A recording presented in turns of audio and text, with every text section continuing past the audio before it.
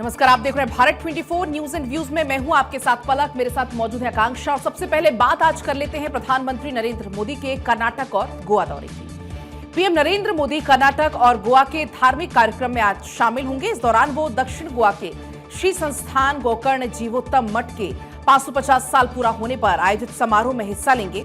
इतना ही नहीं, वो यहां पर भगवान राम की 77 फुट ऊंची कांस्य प्रतिमा का भी अनावरण करने वाले हैं। इसके साथ ही विभिन्न परियोजनाओं का शिलान्यास और उद्घाटन भी होना है। पीएम के इस दौरे के दौरान राज्यों में विकास को और गति मिलेगी, नई परियोजनाओं का भी शुभारंभ होना है।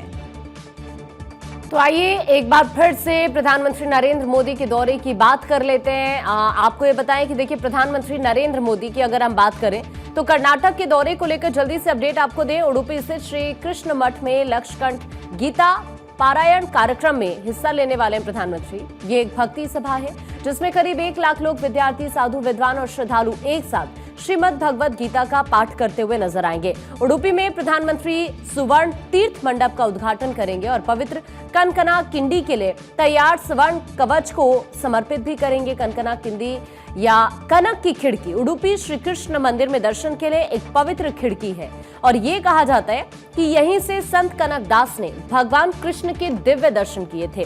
इस मठ की स्थापना लगभग 800 साल पहले वेदांत के वैद दर्शन के आचार्य श्री माधवाचार्य ने की थी। दोपहर करीब 3:15 बजे का वक्त है। प्रधानमंत्री दक्षिण गोवा के कैनाकोना में श्री संस्थान गोकर्ण परत गली जीवोत्तम मठ पहुंचने वाले। ये मठ गौड़ सारस्वत ब्राह्मण वैष्णव परंपरा का पहला प्रमुख केंद्र माना जाता है और द्वैत कर्म का अनुसरण भी करता है। मठ का मुख्यालय परत गली कस्बे में है जो कुशावती नदी के किनारे पर है।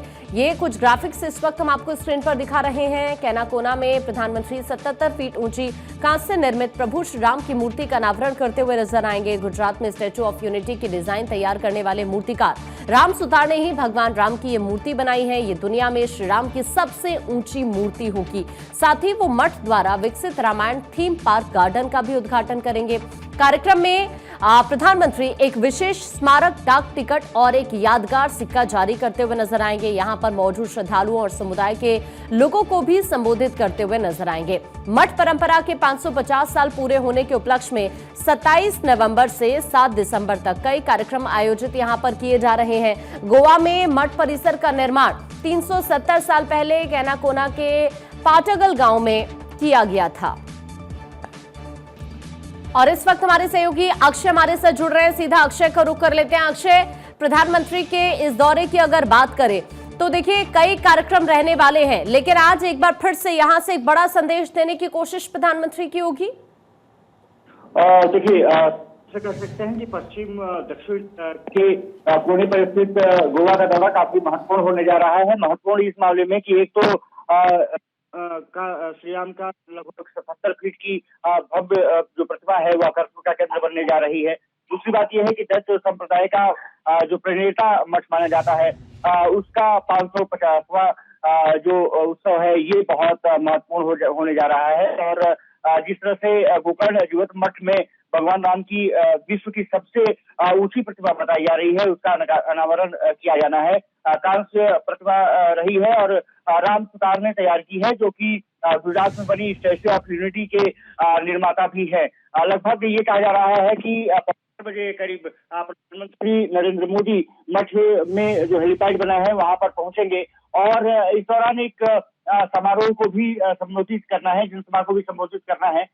इस कार्यक्रम में एक तो गोवा के राज्यपाल गजपति राजू मौजूद होंगे और मुख्यमंत्री मौजूद रहेंगे, केंद्रीय मंत्री श्रीपद नाइक और राज्य मंत्रिमंडल के सदस्य शामिल होंगे। ये कहा जा रहा है। कहा जा सकता है कि जिस तरह से प्रधानमंत्री ने कुछ दिन पहले अयोध्या में रामलला के जो मंदिर था वहां पर ध्वजारोहण किया, वहां से एक संदेश दिया। अब दक्षिण गोवा के कैनाकोना में जो मठ है वहां पर दर्शन करना है और ये माना जा रहा है प्रतिमा का जब अनावरण करेंगे तो निश्चित रूप से बहुत महत्वपूर्ण दिवस वहां के लोगों के लिए होगा। और साथ ही साथ एक रामायण थीम पार्क गार्डन का भी उद्घाटन प्रधानमंत्री को करना है और साथ ही साथ एक डाक टिकट और स्मारिका सिक्का भी प्रधानमंत्री वहां से जारी करेंगे, जो कि 550वें वर्ष का जो उत्सव मनाया जा रहा है उस पर आधारित होगा। साथ ही साथ एक जनसभा को संबोधित भी प्रधानमंत्री नरेंद्र मोदी को करना है अब वहां से प्रधानमंत्री का जो संबोधन होगा वो विश्व के दक्षिण भारत को सारने की कवायद के रूप में भी देखा जा रहा है, क्योंकि भगवान शंकर, भगवान राम को अगर मानने वाले भी बहुत लोग हैं और तमिलनाडु भी वहां से बहुत ज्यादा दूर नहीं है। तो कहा जा सकता है कि लगभग 10,000 के श्रद्धालु जो मठ परिसर पहुंचेंगे, वहां पर उनको जब संबोधित करेंगे तो उसका असर कहीं ना कहीं दक्षिण की अगर राजनीतिक लिहाज से समझा जाए अक्षय, प्रधानमंत्री का ये कर्नाटक का, गोवा का दौरा किन मायनों में खास हो जाता है?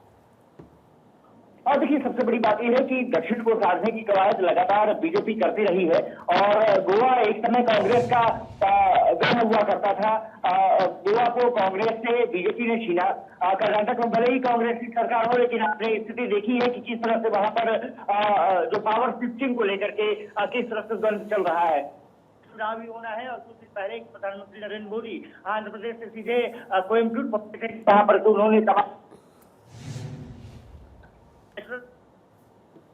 ठीक है अक्षय, आप नजर बनाकर रखिएगा। अभी के लिए आपका शुक्रिया ये पूरी जानकारी साझा करने के लिए।